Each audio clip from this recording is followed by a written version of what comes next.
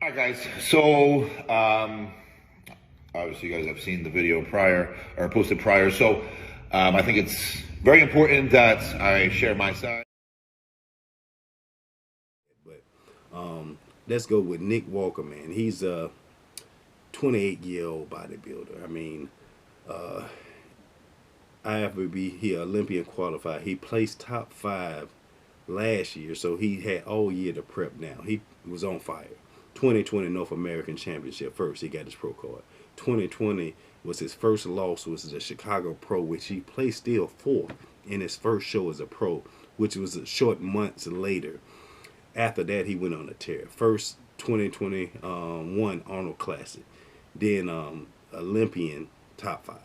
You can't ask for a better starting point in a career besides these new guys. Andre Jack, who's tearing up the scene, who doing all this in a couple months, who was a power lifter. Y'all know who his workout partner was, but that guy's gonna be amazing once he actually fine-tune a little bit of things and just actually concentrate on bodybuilding. Like I say, he's only been pro months, and maybe before then in the other league he only competed like twice before then. So like I said, he's relatively new, but that's a different video. This is about Nick Walker, who is from Jersey. Like I say, he was molested as a child, so I'm pretty sure I know a lot of people who experience this stuff. And me, I was a counselor. I did some mentoring and stuff like that to a lot of juveniles who actually went through the same thing, and it devastates them, man.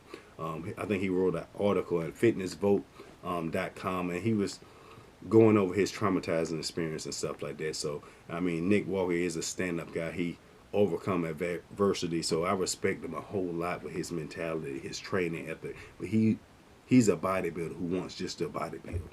He doesn't want to do all these extra things that come along with it. Even though he does his own YouTube, and he's a good personality. He mastered that quickly, and I think it had to do a lot with Fouad too, showing him.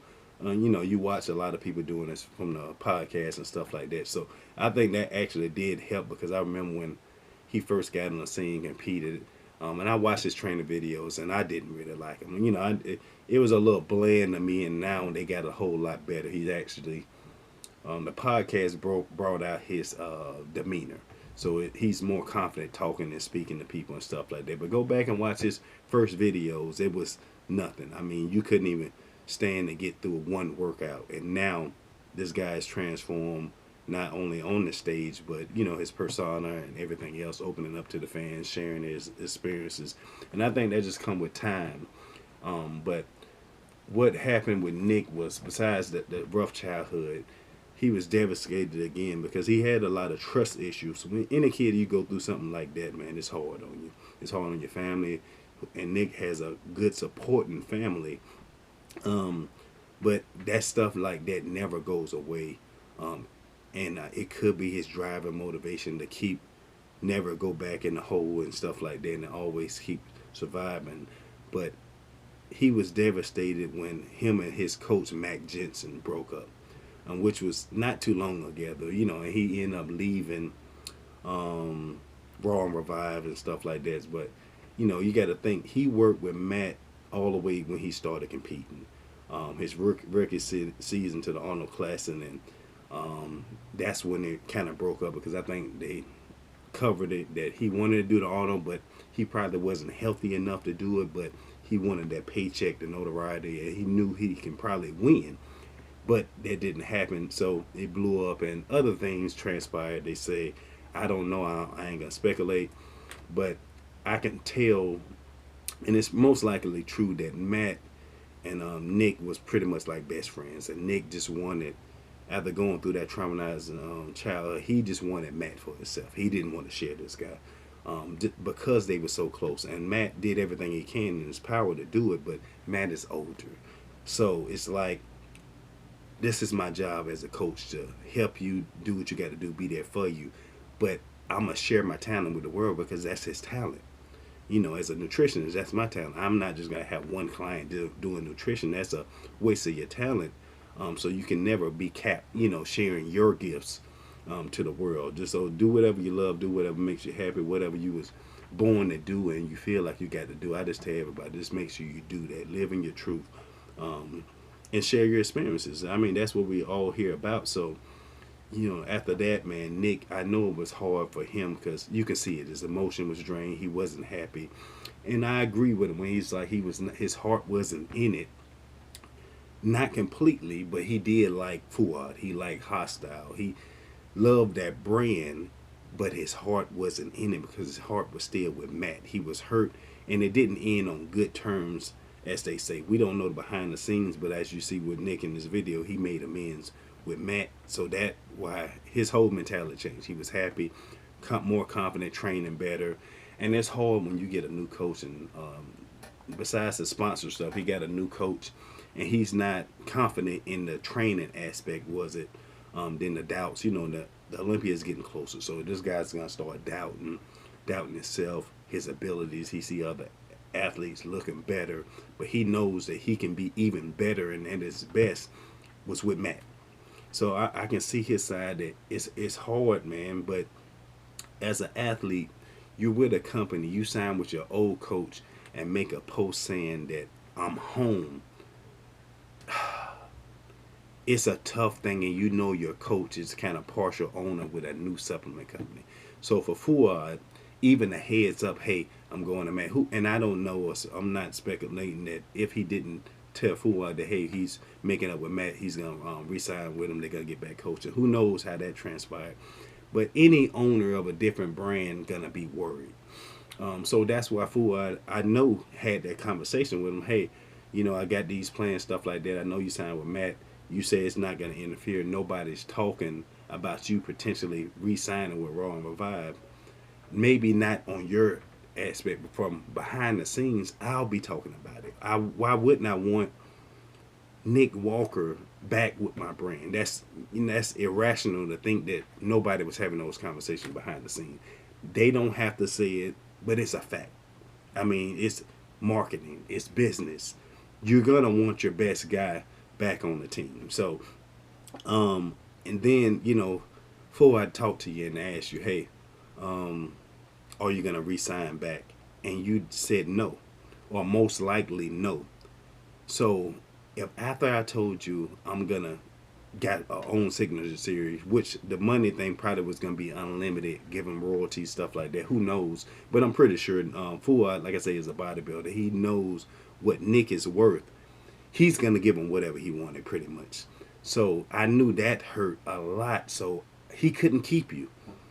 You can't say, hey, I want to fulfill my contract, and you're working with not the enemy, but a rival company. You're working with them. You're training in their gym. How can you give all to a brand that's sponsored you since your breakup? You can't. You can't say you want to fulfill your contract and you're doing the opposite. Your actions speak for itself. So, yeah, you might want it to because you didn't want to get let go in this type of way, but that's kind of it's not showing. It's not a good look. So he couldn't keep you on. So that's just a business aspect. I can't keep you on, and you just told me you're not gonna sign a 2-year contract. You said pretty much forget the little supplement country that the contract that they wanted to invest 2 years in you, which is nothing.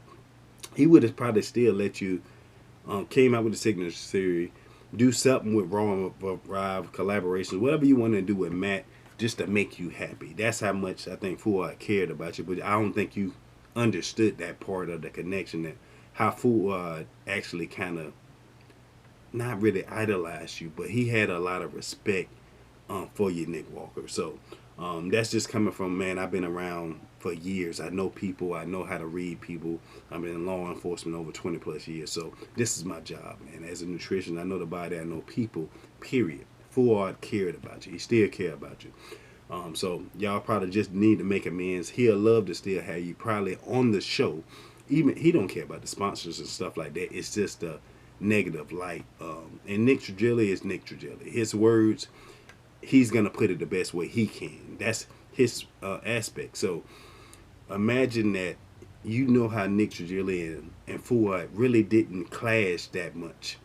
And for him to share that side with it, meaning he didn't want to even talk about it because he's hurt that much, that he shared it with Nick, who knows he's going to put the news out there regardless. So that's telling you a whole lot. So just, like I said, y'all just need to have a relationship, man. You don't got to do it in the public eye, behind the scenes. Fouad still probably stick with you until the end of your career. That's how much this guy probably cares about you. So I'm just saying, any young athletes out there, man, just remember, if any company wants to invest something in you, especially like your own line, your own signature series, a contract, timing, it's your duty to do whatever they ask you. You know, if you can't do it, then that's something else. But if you're getting paid, especially over $100,000+, these guys getting paid, and you didn't even make your mark on the fitness industry yet, it's mind-boggling that you wouldn't want to try. I know Nick Trigilli said something else. You want to go above and beyond. That's our mentality. Old school though. New guys, yeah, the social media, you got a lot of followers, stuff like that. The gratitude is not there. So that's why I say it's a generation gap. Young guys, man, coming up, you want to be an athlete, you want to get sponsored. Like I said, I'll be posting that video soon, telling you a little bit about myself, what I do behind the scenes for recruiting and stuff like that, what these companies are looking for in athletes, what they're looking for in ambassadors, YouTube personalities. I'm going to give you all the tips and tools in a different video about that, give you my top 5 to 10 supplement companies out there. But never burn your bridges, because everybody knows everybody. You don't know who's behind the scenes, who's watching. These guys, man, they're going to, and it is business. So, just understand that it's nothing personal, but with Nick and Fouad, this is a personal situation. So, you know, I just say give them a little bit of respect. You know, don't bash mouth none of these guys, because they're doing whatever they can and what's best for them. But that's just my aspect coming from behind the scenes, being involved in this industry in some shape or form for over 20 years, man. Even if I'm behind the scenes, I just now recently started competing the last couple of years, but this can't keep happening. You can't, young guys, just listen to me. That most companies now are looking for fitness influencers and not bodybuilders. It used to be reversed. Bodybuilders was the ones getting the contracts, the magazine covers, the shoots, the photo shoots, the acting gigs. Now that's changed. It's all about the fitness influencers, the YouTube personalities, the reels and stuff like that now. So I just tell you, it's a slippery slope. So watch what you're doing. Don't keep jumping companies. Fulfill your contract. If every top Olympian, I speak to guys almost every day, they're not sponsored. So just realize that most guys are not sponsored, and they've been competing in this sport at the top of their classes for years. I can tell you a couple of men's physique guys off the back who I done talked to who's not sponsored, and they're one of the best in their class. Classic physique guys who's not sponsored, and they're the best in their class. Look at Sean Clarita. He wasn't sponsored after his last bringing, and he was a 212 champ, winning Olympian shows, one of the best in the business, pound for pound. I don't think nobody has more muscle than Sean Clarita at this point. Get that, fellas, man. These guys, they done made a legend of the game, and they wasn't even having the deals or opportunities that you guys have. And that's because of social media and stuff like that, and the opportunities. Nick Walker, man, let me tell you this. Fouad gave you a great platform. He helped kind of build your following. You did a lot of work. We're going to always give you credit for that. You're a good guy. You got a great family. Just don't, like I said, you say it's not a rational decision, but you got to outweigh it. You know, you weigh your options. Any company wanting to invest 2 years. Raw Revive ain't going to do that. Chris Bumstead is the most popular guy out there in his area, but he's going to retire. Remember, this career is probably short. You never know what's going to happen. So think beyond bodybuilding. You want to have getting your passport and all this and that. So imagine once you start traveling, your reach is going to expand. But I know you don't have no kids, you're young, but imagine what's going to happen when you want to step up to that next level. when you want to be behind the scenes, when you want to actually build a legacy for yourself and your family, that's a whole different ball game. And that's what Fouad's trying to do, and trying to school you to the game a little bit for about longevity. I know you living in the current, and I thought like that. Probably Fouad thought like that. Nick Trigilli thought like that when they was your age and younger. So we get it, we understand it, but it's just a way. So, man, I'm gonna go ahead and end it there. This the Future of Bodybuilding Podcast. This is Check In with Coach Travis. We're posting other videos, man. Y'all don't forget to like, subscribe, and follow people. Just stay humble out there. Stay grateful and have gratitude. We are holla.